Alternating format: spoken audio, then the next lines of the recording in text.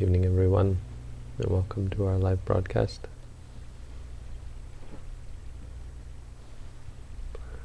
Today we're looking at Anguttara Nikaya, Book of Sixes, Sutta 45, Inna Sutta.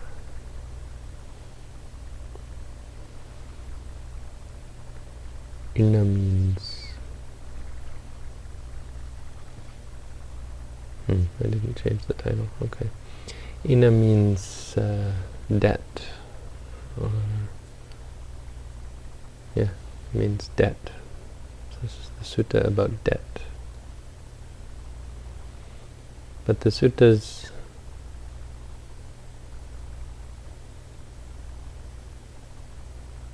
I guess you could say it's about debt. It starts with poverty. Begins talking about a Dalit. I think they have the word Dalit.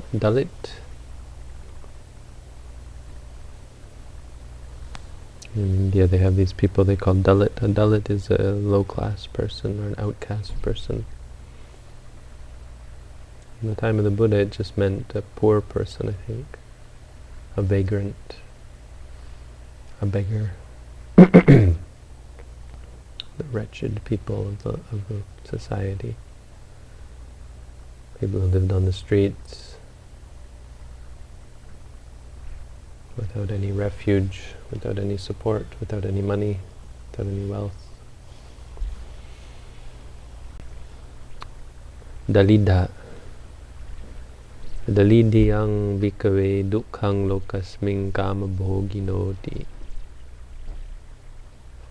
It's actually asking a question. O monks, bhikkhus, you who have seen the danger of samsara,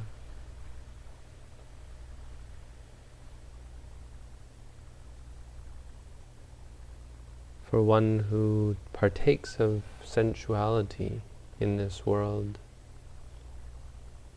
is poverty not suffering?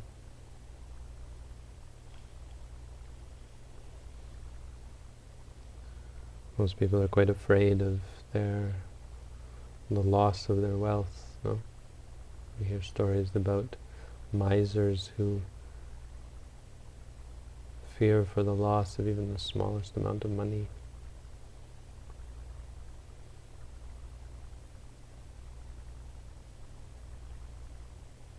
And we have people who are worried about making ends meet. And people who are worried about their jobs. The fear of being impoverished is one that a person must live with in the world. For as long as they are desirous of sensual indulgence. Because poverty would mean the inability to indulge. It would mean being faced with sensual experiences, seeing, hearing, smelling, tasting, feeling unpleasant sensations. A homeless person has to experience much that is fearsome to most people. Sort of things that most people would never want to experience. And so the monks say, Ewang Bante. Because, of course, for a person who's left behind sensuality, being homeless is actually a wonderful thing, right? Even being penniless is in many ways a wonderful thing for one who has given up sensuality. No need to concern oneself with money. If one's hungry, it's just hunger. If one's thirsty, it's just thirst. If one's assaulted by heat or cold. Most people in the world couldn't fathom such a situation. It's only when I suppose for Buddhist monks it's made a lot easier because we have this fallback, but of relying on Buddhist societies to care for us. We have the inheritance of the Buddha The Buddha called it an inheritance. His fame, his glory, the reverence people show towards him has followed over. But even that being so, it's being a monk can be quite troublesome in terms of the physical well-being. Having to sometimes go without food, oftentimes go without shelter, forced to be patient with heat and cold and mosquitoes and insects and things that crawl and things that bite.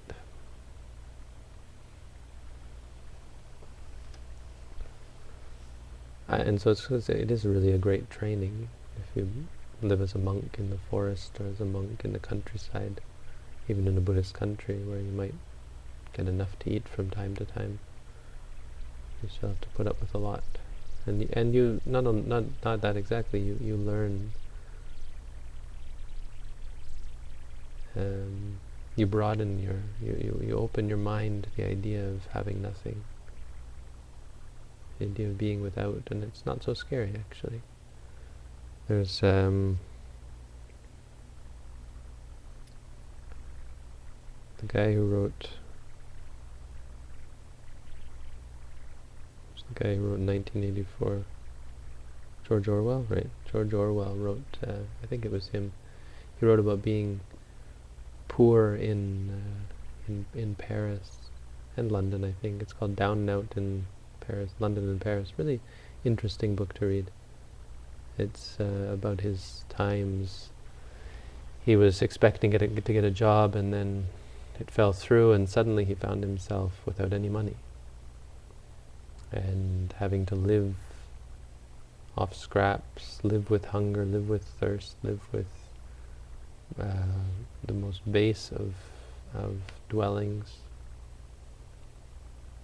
And he said there's a great freedom that comes from it, because you realize you can't fall any further. You know, for most people it's great suffering even to think about poverty, but for someone who's poor, there's a reassurance there, because you have nothing to fear. It can't get much worse. Right? You've fallen as far as you can fall, is what he says. And so it's like a person standing on a cliff versus a person standing on the ground. Right? The person standing on the cliff is afraid of coming in contact with the ground at the bottom of the cliff, but the person on the bottom of the cliff doesn't have anything to fear. They've already fallen. Anyway, it's not over work that. Indeed, it is great suffering for people in the world who are still clinging to sensuality. And he said, and the Buddha says, Yampi bhikkhave dalido asako analhiko inangadiyati inadanampi bhikkhave dukkang lokasmin kambogino. Basically, for one who is, he uses a bunch of synonyms, but for one who is destitute, helpless, asako, analaho, not even having a measure of rice. Suppose they come into debt, right? Because they have no money, they have to borrow money just to get food. Maybe they have to borrow money to get a place to stay. Borrow money just to get a bowl in which to eat out of. Now, isn't that great suffering? Debt, no? Many people, even if they're not incredibly poor, can understand the fear and the anguish that comes from being in debt. The feeling of helplessness, of hopelessness, the feeling of slavery, of being in debt. So, well, isn't this also suffering?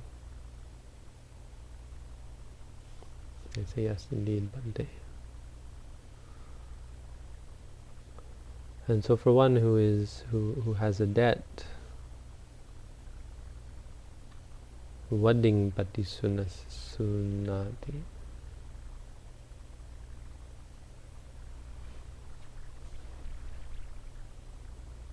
They have to pay interest on their debt.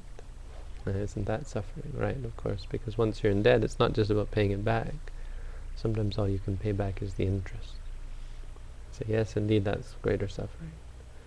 He's building up to something here. It's actually not as simple as it sounds. He's got something, he's actually using this as a comparison to something. So there's more to this sutta than this. Although even this, it's a good example of how sensuality can lead you to suffering, because we often go into debt and we suffer from debt due to our desires, wanting a big car, a big house. I have a couple of students in near Toronto, and they were talking to me about this. I finally went to visit their house. They might actually be listening. Probably they are listening now. And they were explaining to me how they're going to sell this house, and because before they bought this house, when they hadn't meditated yet, and like many other people, they were caught up in the idea of having a really nice house, and indeed their house is exceptionally nice. They don't have any children, so just the two of them in this big, nice, beautiful house. And then when they started meditating, they realized, what is this? We're deeply in debt, and so they've decided to sell the house, and they're going to buy a house that is more reasonable, but they can still take care of their parents, and have their parents move in with them, which is always nice.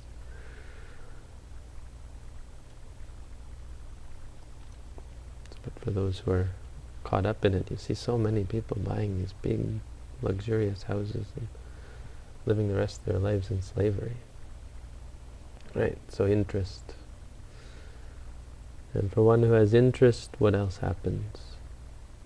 Kala batang vading nadeti. They don't give the interest on time. Let's read the English. I'm going to mess this up. Has promised to pay interest, cannot pay it when it falls due. They reprove him. Isn't that suffering? Oh yes. If you've ever absconded on a debt and had to deal with debt collection agencies, they are the worst. This once happened to my family.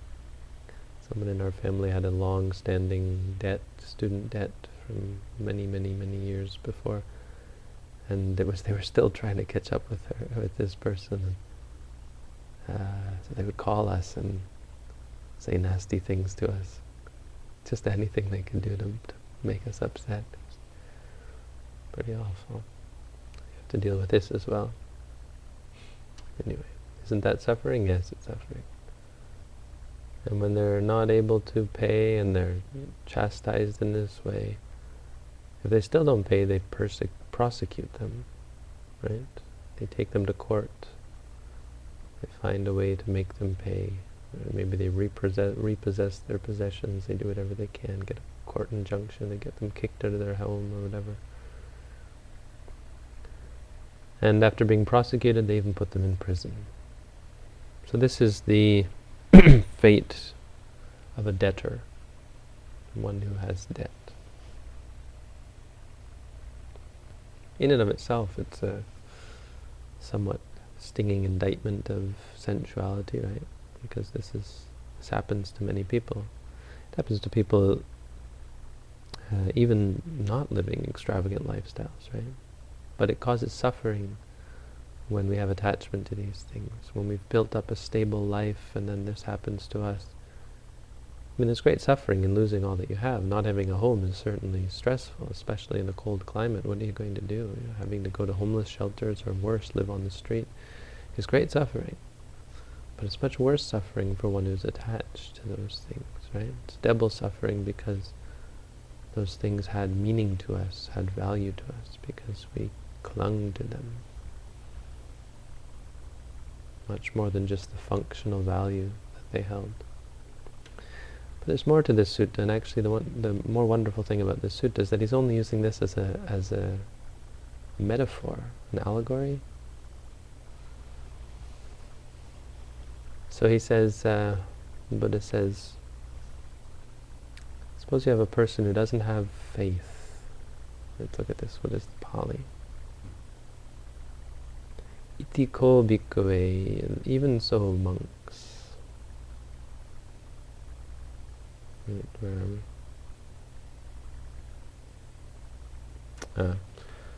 we? Evamevang ko bhikkhave yasa kasachi saddha nati, has no saddha, no confidence, kusalesu dhammesu, in regards to wholesomeness. A person who doesn't think to keep moral precepts, doesn't have any interest in ethics, doesn't have any interest in meditation, has no thought to understand, to cultivate understanding. Hiri nati kusalesu dhammesu, has no shame in regards, conscientiousness in regards to wholesome dhammas. Otapang nati kusalesu dhammesu, has no fear in regards to no, not fear exactly, but something like that. In regards to wholesome dhammas. Viryang nati kusalesu dhammesu, it puts out no effort in regards to wholesome dhammas. Doesn't work to cultivate wholesomeness. Panya nati kusalesu dhammesu, has no wisdom in regards to wholesome dhammas. Basically is devoid of any wholesome qualities. Ayang vujjati bhikkhave aryaso vinaye dalido asako analhiko. This is called, O monks, in the vinaya, in the discipline of the noble ones. Aryaso vinaye. Dalido, this is called a dalit. So this word that in India they're very familiar with, the dalit. This is called a dalit in the Buddha's sasana. Asako, one who has nothing. Anarhiko, not even a measure of rice. Doesn't have the smallest bit of anything. Worthless. It's destitute, is really the point.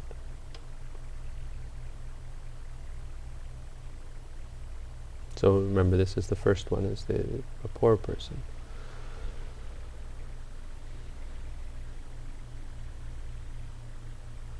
So that poor, destitute person in the Dhamma, without any,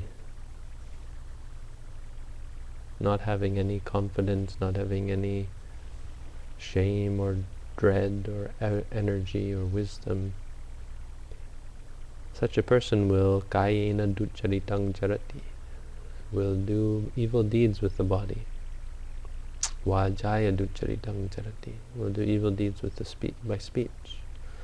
Manasa duccharitang charati, they will do evil deeds with mind. Their mind will have evil thoughts.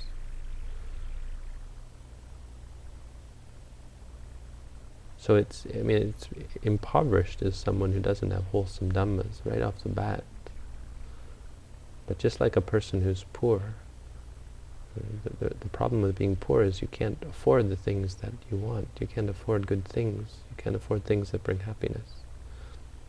Even much more so, a person devoid of wholesome qualities has no power to cultivate wholesome mind states, or to cultivate mind states that lead to happiness. Happiness is not something that just falls in your lap. It doesn't even come just because you have a big house and a big car and beautiful clothes, delicious food. It doesn't come from any of that.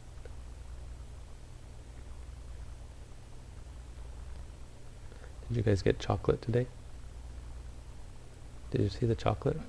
It doesn't even come from chocolate. Huh? What is it? Carrot? No, I had some chocolate. No, I said happiness doesn't come from chocolate. It was chocolate. But even chocolate doesn't bring happiness. For a moment it does. It brings pleasure. Pleasure brings some happiness, it's true.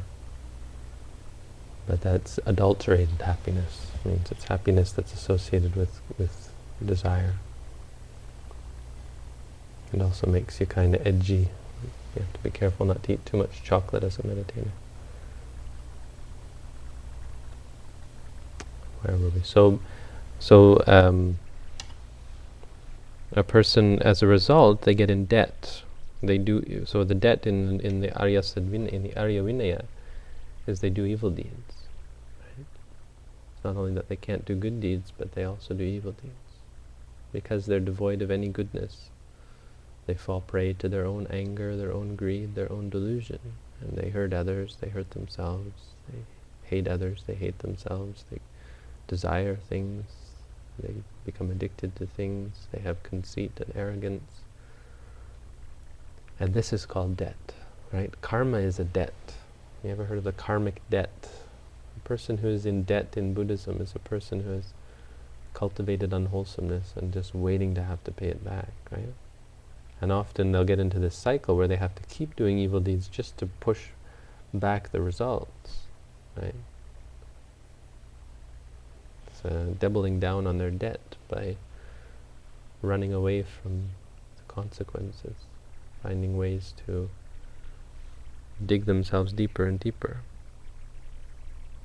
And that's how addiction works. You get addicted to something, and then you every time you indulge in the addiction, you just dig yourself deeper and deeper, running away from the consequences.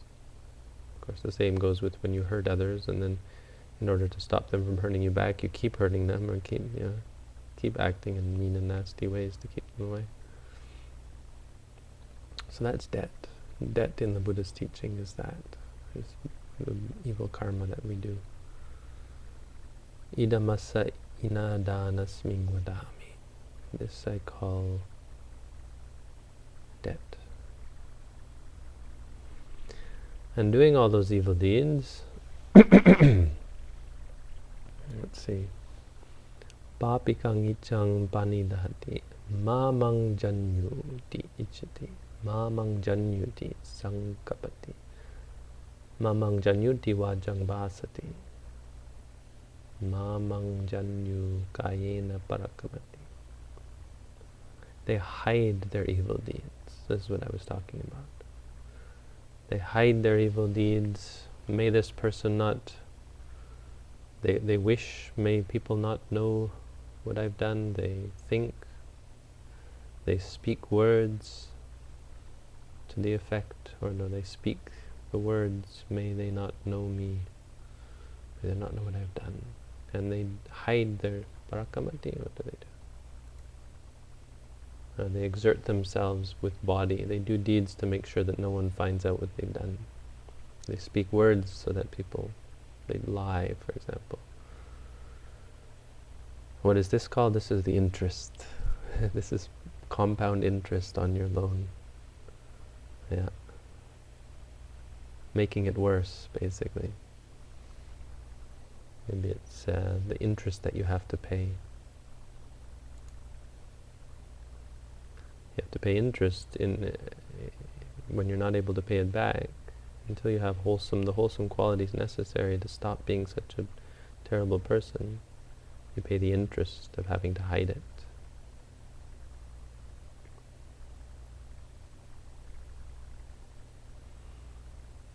That's number 3. Number 4, well-behaved monks, fellow monks. Let's not just say monks. No, it's not monks.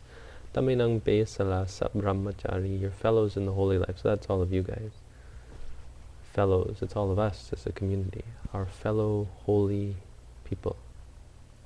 Fellow spiritual beings. Fellow religious.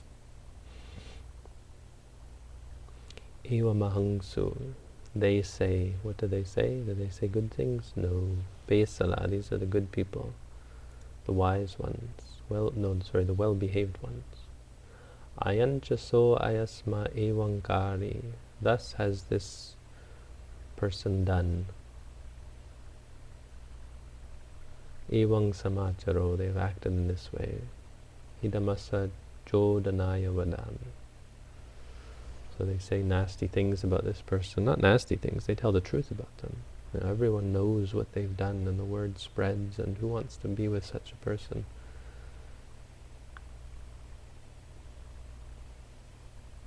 When you go to meditation centers, you become known as the troublemaker.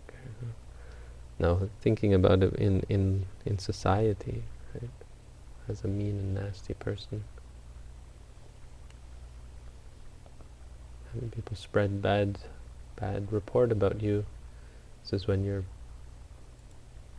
how to use the word reproved. You're reproved. This is just like people, the people you've borrowed money from, reproving you. Hey, when are you going to pay me back? Person who has done evil deeds gets this. Hey, when are you going to pay back those evil deeds? When are you going to stop being such an evil, terrible person? They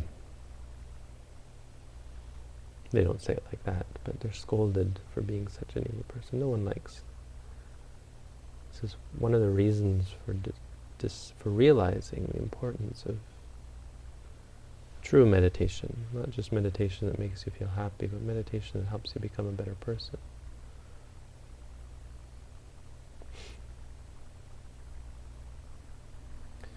Well, anyway, that's number, what were we on? Number 4. Number 5. Taminang aranyagatang wa rukamulagatang wa sunyagaragatang wa. Having gone to the forest, having gone to the root of a tree, having gone to an empty place. Vipatisara sahagata papaka akusalavitaka samudacharanti. They are overcome, they are remorseful, evil, unwholesome thoughts. How does it work? Bad, unwholesome thoughts accompanied by remorse. Yes, it's interesting. It's an interesting use because it shows the Buddha's recognition that feeling remorse is not wholesome. It's not good that you feel remorse. It's natural that you feel remorse for doing bad deeds, but it's not good. So anyone who sits around feeling guilty about the bad things they've done isn't helping things. It's not doing any benefit. And he makes this clear by saying they're akusala vitaka, papaka, they're evil thoughts. So this person is so caught up in evil that even the guilt that they feel is evil. They hate themselves for being such an evil person. They scold themselves, and that's more evil. It doesn't actually make you a better person. You might argue it comes from a knowledge of having, yes, it's better than the opposite, which is feeling good about yourself because you've done evil deeds. But it's not the right response. It's a natural response. Of course, the better response is to start smartening up and working to become a better person and changing your ways, realizing that what you've done is wrong and working as a result to change. It might not even be guilt, but it's fear and well, yeah, guilt, I guess. It's remorse. So what do we call this? This is called being persecuted, prosecuted. Prosecuted, I like the wording, no? This is like a court, the karmic court. It's not a person, it's not people. This is when you're off in the forest alone. That's when the law, you become prosecuted, the law prosecutes you. You become an outlaw, a karmic outlaw, living off in the frontier. But you can't escape karma. No one can escape their karma. As my old friend Udi used to say. Yeah, they'd be prosecuted. And number 6, eventually put in jail. What does it mean to be put in jail in the Buddha's teaching? So this poor, remember we're talking about this person in terms of this destitute, impoverished, penniless person having done evil deeds with body, speech and mind. Kaya sabeda parang marana nirya bandane wa banjati tirachana yoni bandane wa. They become bound, or banjati? Yes, they become bound, imprisoned by the binds of hell. At the breakup of the body, after death. Nirya bandhaneva bhajati. They become bound by the bonds of hell. Tirachana yoni bandhaneva, or the bonds of the animal realm. Nahang bhikkhave anyang eka bandhanampi samanupasami. O bhikkhus, I don't see a single bind, a single imprisonment,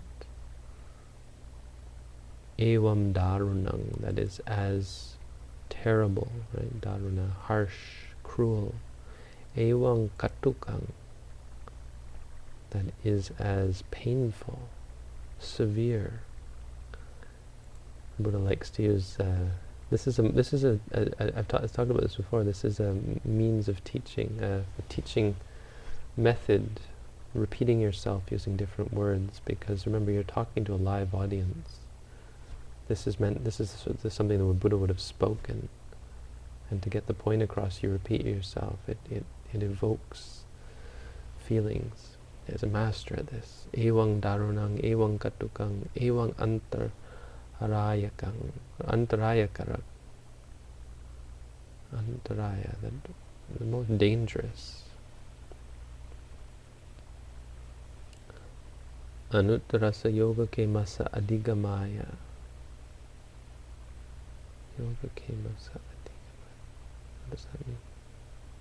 Oh, and such an obstacle for attaining the unsurpassed security from bondage. Alright, this is a danger, evam antaraya karang anuttarasa, that creates such a danger, or such an obstacle, such a problem for becoming free from suffering. Yata yidang bhikkhave nirya bandhanam va tirachana yoni non bandhanam va. Hell and the animal realms are the worst prison, because they make it so impossible to ever become free from suffering. The concept of an animal even coming to keep 5 precepts, or to have, not just keep them, but to have the thought, the wholesome thought of wishing well to their fellow beings, and refraining from evil purposefully, right? It's not just, well, you're born as a cow, so you don't eat meat, or you don't kill other animals. It's the refraining from, because even cows will swat their tails at flies, perfectly content to kill the flies if they are able. Very difficult for an animal, or even worse, I suppose, for someone born in hell to ever make their way back to the human realm. It happens, but it doesn't happen a lot more. So there you have it. This is a really powerful one. I really like this sutta. Happy to have found it. Comparing our evil deeds with debt, going in debt. It's a good description of the idea of karmic debt. How bad karma is like incurring a debt. In a sutta. So there you go. That's our Dhamma for this evening. It's a good motivation for us to practice. So that's what we're doing when we practice meditation. We're working out these karmic tendencies, the tendency to perform evil deeds, protecting ourselves in this way, paying back our debt in many ways, right? By changing the way we are, changing our minds, giving up greed, giving up anger, giving up delusion. Only good can come of it. Freedom from debt. Alright, that's all for tonight. I have some questions. Thank you, Bhante. When saying happy, happy, happy, or sad, sad, aren't we judging our feelings? Is saying feeling, feeling, feeling vague, or pick up the feelings? Thanks. No, if you feel happy, it's a happy feeling, you say happy, happy. Sad, you'd say sad, sad. If you were to say good, good, good, that would be judging. Bad, bad, bad, that would be judging. But a happy feeling is distinctly different from an unhappy feeling. That's objective.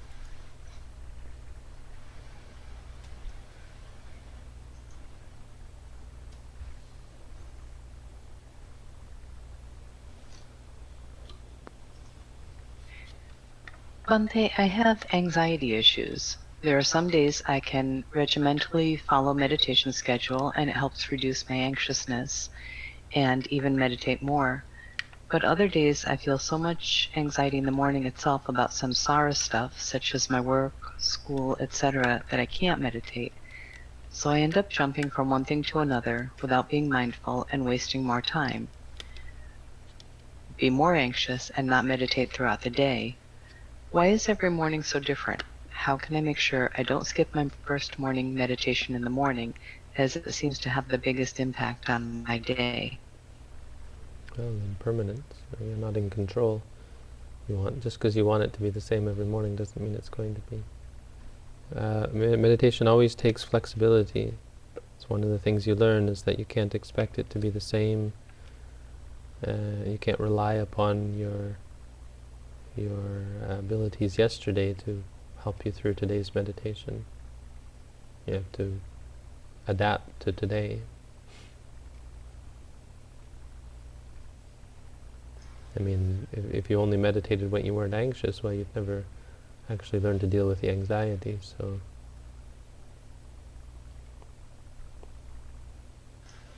I mean, don't be too hard on yourself either, just because you don't meditate the same amount every day. I mean, it's good if you can do at least an hour or two a day, but if you're working all day, just try to be mindful throughout the day. Sometimes you might not be able to do the meditation you want to do, but instead you can be mindful during the day as you're doing your work.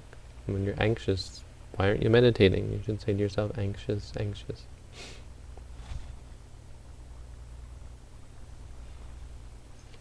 I mean, you say, I can't meditate. If you feel anxious, you can't meditate. Well, then what have I taught you? Haven't I taught you anything? If you're anxious, meditate on the anxiety.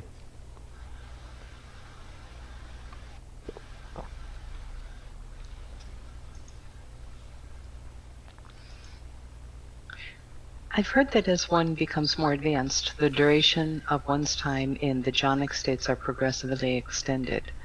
Does one who meditates only with vipassana experience this as well? Like being able to remain in a jhanic state for a week rather than for an hour? Or does this extension only occur for samatha jhana? If such does not occur for I'm sorry, vipassana jhana...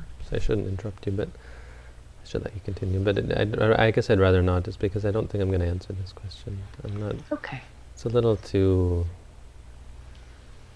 I don't like obsessing about the jhanas, so... I know a lot of teachers do talk about them, but it just gets too technical and too complicated. It's not what I'd want you to focus on as a meditator. Focus on the 4 satipatthana and the 3 characteristics, learning to see and understand and let go of the things that you cling to by seeing the 3 characteristics. Don't worry about the jhanas. Okay, Bhante, the next 2 questions are about the jhanas as well. Should we just skip down to the one that's not about the jhanas? So, okay, the jhanas... Yeah, I don't want to answer that one. It's not really my cup of tea. So, yeah, neither that one either. Okay, sorry, I'm sorry, but I'm not going to answer those. I'm getting old, you know. I feel like I'm getting older now. I'm not as... No, that's not a good excuse, but... you know, when you get older and you can start to say those sorts of things, oh, I'm too old for this. I was talking to one of my professors and she used that excuse. I said, yeah, but don't we use that excuse throughout our lives? And she said, well, you know, there's got to be something good about getting old if I can't use it as an excuse for my memory. I'm over here laughing because I'm thinking of your teacher, Bhante, who's, how old is Ajahn Tong now? About 94? And I've never heard him complain about being old. I know, and I think he would probably smile at you complaining that you're too old to answer questions. That's right. But he doesn't. Oh, you'd never get away with these questions. All these questions I've been asked, you'd never get away with any of them from him. He just wouldn't answer them. He really wouldn't. No, he'd answer them, but he'd give you an answer that set you back on track. He was really good at giving answers that didn't actually answer the question, but gave you the answer you needed, or answered it in such a way as to remind you of what you should be asking. Definitely, he definitely had that ability. I remember asking him one time a simple question about whether Nibbana was Rupa or Nama. And the answer he gave me, wow, it was... he didn't even say all that much. He just said it's Dhamma. Nibbana is a Dhamma. But the way he was saying it was like, you want to talk about Nibbana? Here's a guy who knows about Nibbana. Anyway, I know I sound like a fanboy or like I'm enamored with him, but you really have to meet him. I've met lots of people, and I suppose it's true that I've always been kind of giving myself over to teachers, but I've never met anyone else like him. Well, even as someone who's obviously never met your teacher, I just watched a couple of videos, and of course I couldn't understand what he was saying, but there was a presence, there was something special. It was kind of captivating, even though I couldn't actually understand what he was saying. So definitely. Clearly a special person. So don't think that he'd be answering all these questions, and that he'd probably shake his head at the fact that I'm even entertaining these questions. He asked me once, "Are you trying to become a Buddha?" I said, "No." Just crazy Westerners. Yeah. No, but I like that question. Are you trying to become a Buddha? Basically saying to me, why are you... what are you doing? Working... He's very focused. He's sort of... people would say he's done what he has to do. Hello, Bhante. I've been thinking about the Brahma Viharas recently, and I was wondering, how does an Arahant interact with them if an Arahant has transcended good and evil? Do they still carry moral weight? Are the Brahma Viharas inherently good? Thank you. So the Brahma Viharas are inherently good. That's interesting. It's an interesting question. Are they inherently good? In a mundane sense, yes, they are inherently good. But there's no state that arises that is inherently good. It arises and it ceases. So in one sense, you can't say anything is inherently of any value. But functionally, they're of great value. And in a mundane sense, and in terms of helping you become an Arahant, they're a good thing. But what you're asking is something different, whether they're any good to the Arahant. Obviously they aren't any good, because an Arahant doesn't have any good to gain. I would say you have to understand, the best way to look at an Arahant is to understand that they're, at that point, acting on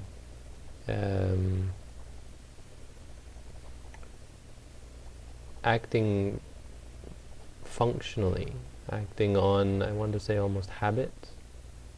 And their habits will still change, but the only thing that's missing is any desire, any aversion, any greed, any impulse to change. It's very difficult to talk about, but because they don't seem to have, they won't seem to have lost the impulse to better themselves, but that's only because that impulse was already there, and they're simply acting the way they were. Right? So an Arahant, I think it's arguable that an Arahant would be working to better themselves, but only because that's just the sort of person they are, is always working to. So, in terms of like learning more about the Buddha's teaching, they might study the Tipitaka, continue to study the Tipitaka, and you say, well, they're an Arahant. Why are they doing that? It's you could say one way of looking at it is kind of out of habit, but I think it's a little deeper than that. It's more just out of a sense of what is right. It's just the proper thing to do. It's proper. And so all Arahants are different because they have a different situation, but they're all the same in terms of doing what is proper. as far as they can tell at that moment. And they sometimes get it wrong. They sometimes do things that turn out to be improper, but because they had no intention of harm or greed or so on, it's not an unwholesome thing. But it's a good question. Those kind of questions are reasonable.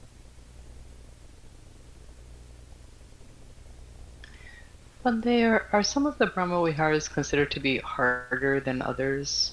I have this, idea that like Upeka would be more difficult than Right. Mudita or Karuna. Is that just a perception, or is that kind of commonly understood? No, and it's not commonly understood, but you could argue, based on the way it's used, that Upeka might be more difficult in the sense that it's sort of overarching, but right, because you sort of use, you need Upeka for the other ones, or I don't know. No, it's conjecture, and there's certainly nothing that I've ever read, and I'm pretty sure there wouldn't be. If it's not in the Visuddhimagga, no, there's nowhere that's that sort of thing. I mean, you see very little of that sort of thing where this is more difficult than that. There's no, so it's all speculation at that point. Like, there may actually be a truth to that. That human beings might be more hardwired, or something. There might be something about metta that makes it easier, but there's no interest, I suppose, in those types of questions. I mean, there's not anything that's significantly more difficult about one than the other. Some people might find one more difficult than the other because they have different nuances. Like karuna and metta are very similar.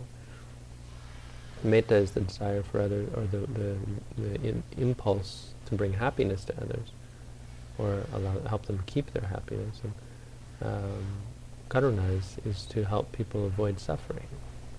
But what's really the difference? It's still wishing well, or having good wishes towards others. Well, it is, but I mean, in my perception, sympathy is easier because that's almost a natural feeling, whereas mudita, sometimes you have to, really not be jealous. Sometimes the first instinct is jealousy, and then you have to get over that before you can feel mudita for someone else. So, but maybe it's just perception. No, it's a good point. I mean, it's different, and I think a lot of us have that problem. On the other hand, we might miss some of the... on the other hand, we'll get angry at people, which means we don't have metta towards them. And I think we are... if you think of it in terms of when you actually sit down to practice it, they're pretty much the same. You have to overcome that natural inclination to hate the fact that other people are doing better than you, or you have to get over the natural inclination to dislike someone.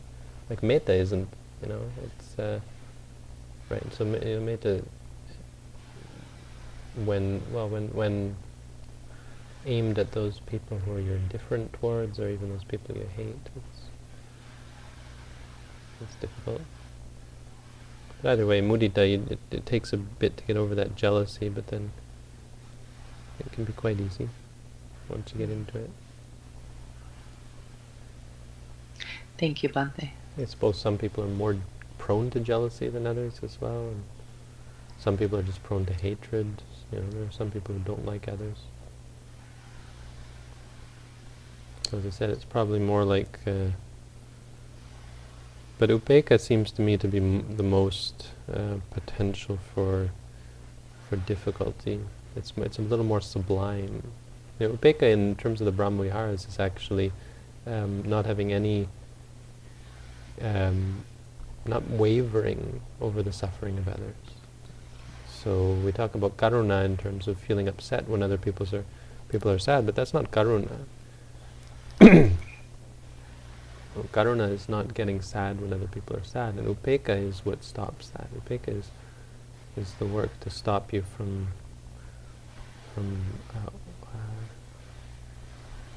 being moved by other people's suffering. Not moved, but from being upset by other people's suffering, and from being partial to one over another. And I think that seems to me to be especially difficult, because we're inclined towards partiality.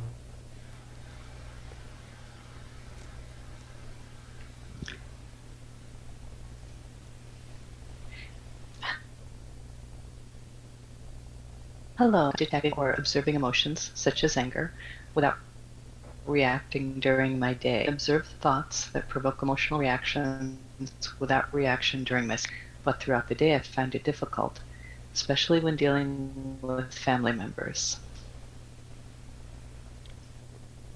Well, formal meditation will help with your daily life, but there's nothing better than actually working on it, trying to make an effort, making an effort to be mindful during the day.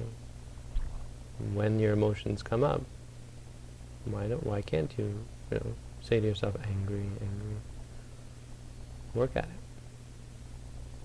it. It can take years. I mean, the best way to start meditating is to come and do or go somewhere and do an intensive course. So if you have time, take the time to do a few weeks.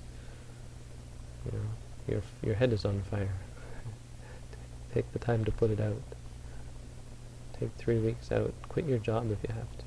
Find a way to do 3 weeks of meditation. It'll change your life. And then you can go back and you'll have a foundation. You might even be enlightened by that time.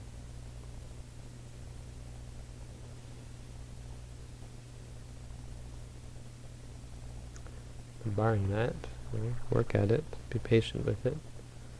No one said it's going to be easy. Yeah, if you were thinking that it would be easier, if you're trying to find a way for it to be easy, it's not easy. That's something you have to realize, and it's not meant to be easy. It's meant to be challenging. It's meant to challenge you, to change you. We were born because of defilements, so the whole essence of what it means to be human is based on defilements. To be born in any realm, really.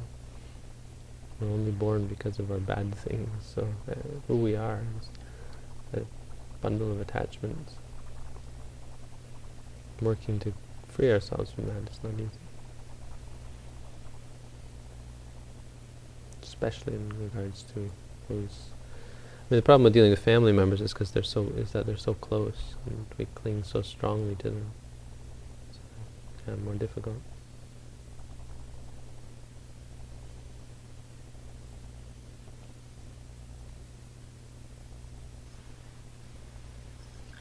Bhante, how do you I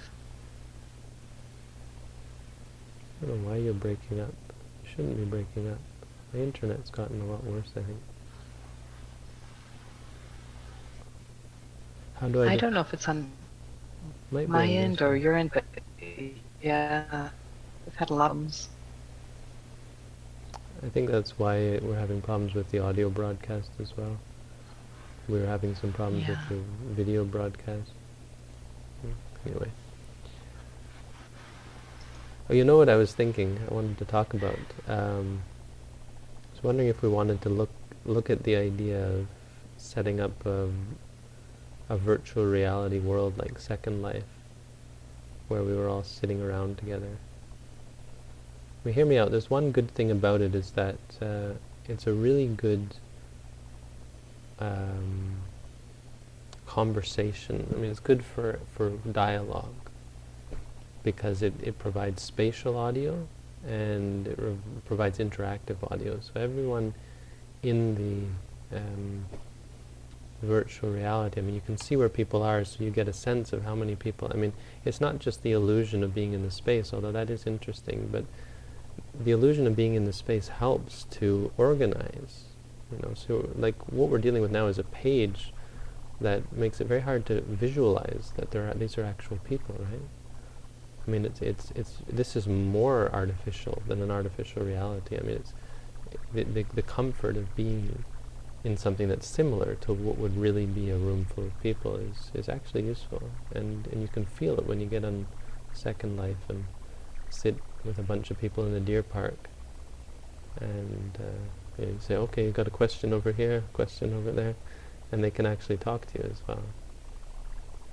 We could set something like that up, or we could just use Second Life. We could use the Buddha Center they have there. Maybe something to think about. Yeah, that's interesting, Bhante. So are you thinking of doing that during this time Yeah. instead of this? Yeah, I was Yeah, thinking. that'd be cool. Yeah. We have to think of whether we wanted to use the Buddha Center or we could create our own. One thing about creating our own thing, and I was debating this, is people could have their own spaces because it's free. It's just the server. We'd have to pay for the server. That's what we could use the Amazon server for, the $50 a month that the organization is spending for nothing right now. Or whatever. I don't think it takes much CPU on the server side. But people could have their own spaces, so our members could set up their own little huts or something, where they could have a Dhamma world. We could have a Dhamma community. And it sounds kind of ridiculous when you get that far, and it seems like it would waste a lot of time. So I was debating whether you could consider that as useful, because it puts people to using their time to set up like a shrine, basically, an online shrine, and they could have their kuti with a poster of Ajahn Tong or something, and they could have a bookshelf, they have a Buddha statue, and the sense of community it would create, I think, would be interesting. There's nothing, it's all conventional. Having a real kuti is no more real than having, it's only in terms of quantity, not quality. It's not categorically different than having a virtual reality kuti.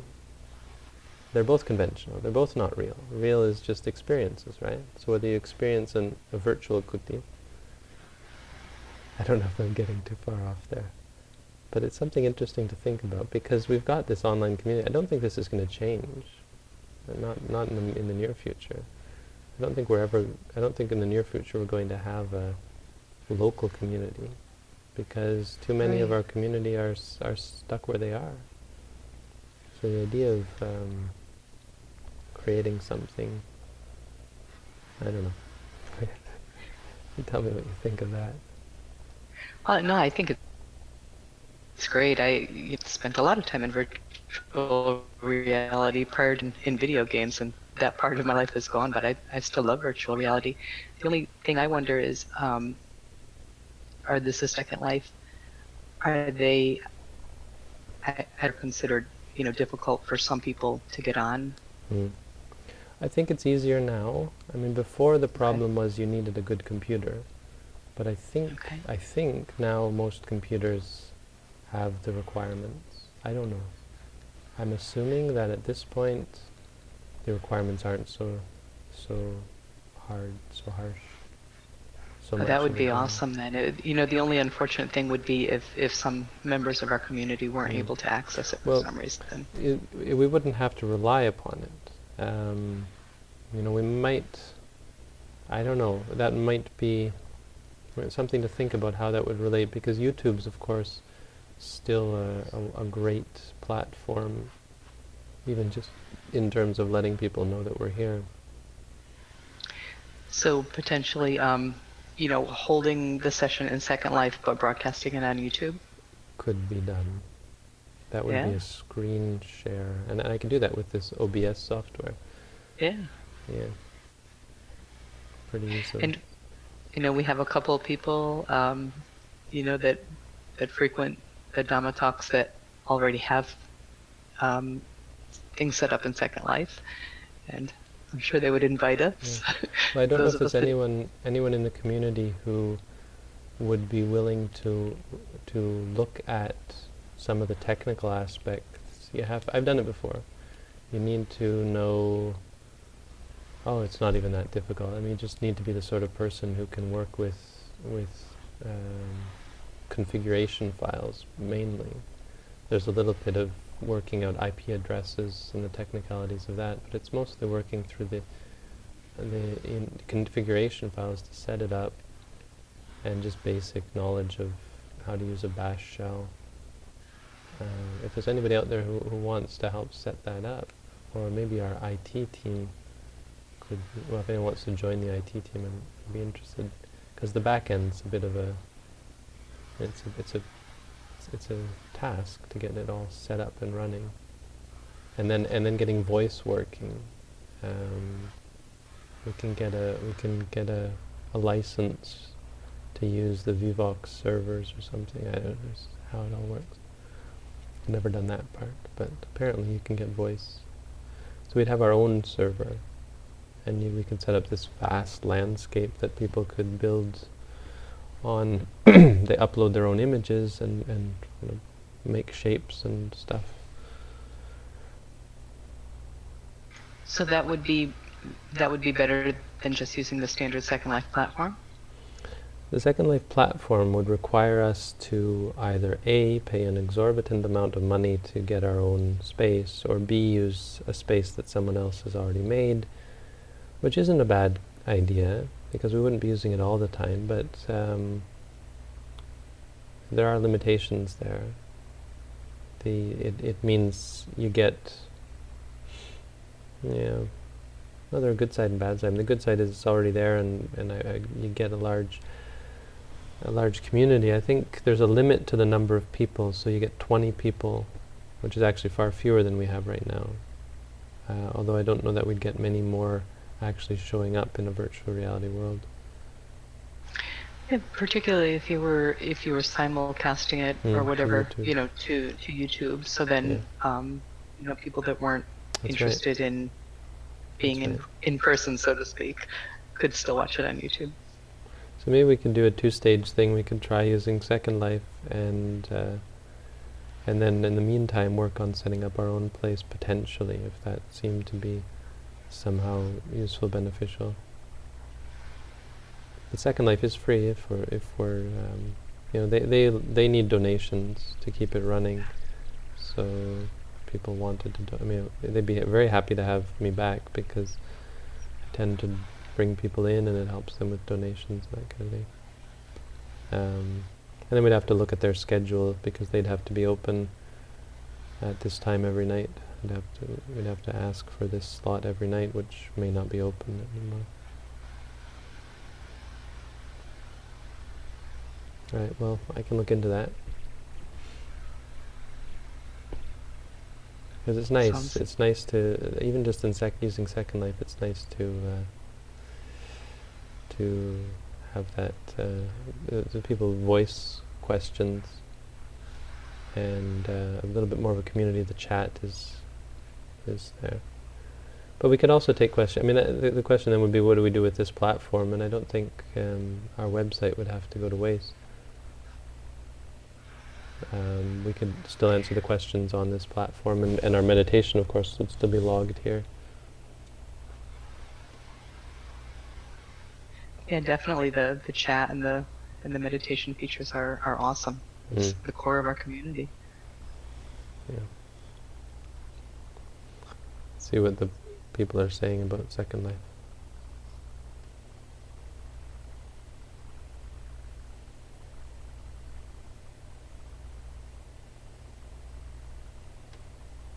Peanut galleries, right?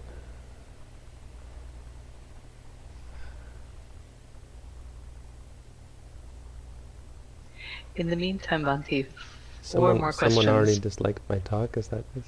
What are we talking? Maybe someone doesn't like Second Life. In the meantime, a few more questions popped up. Would you like to hold those over till tomorrow? Tomorrow. Okay.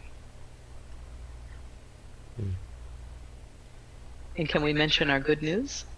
Yeah, for sure we should. Go ahead. Sirimangalo International Buddhist Meditation Society, which has been for a long time, you know, was a casual group, and then it was a provincial nonprofit, finally received the status of being a federal charity in Canada. So it, you know, it's just a good thing. People in Canada who contribute to a charity can deduct those donations from their tax returns and so forth, and it makes us more official. So that's kind of a cool thing. One of our volunteers worked very hard on putting together an awesome application, and it was accepted, and we're now official.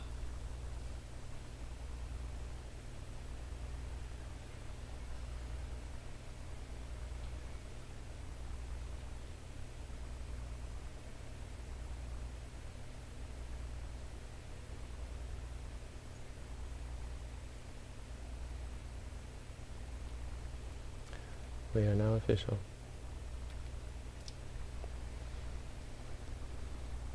And we're done for tonight.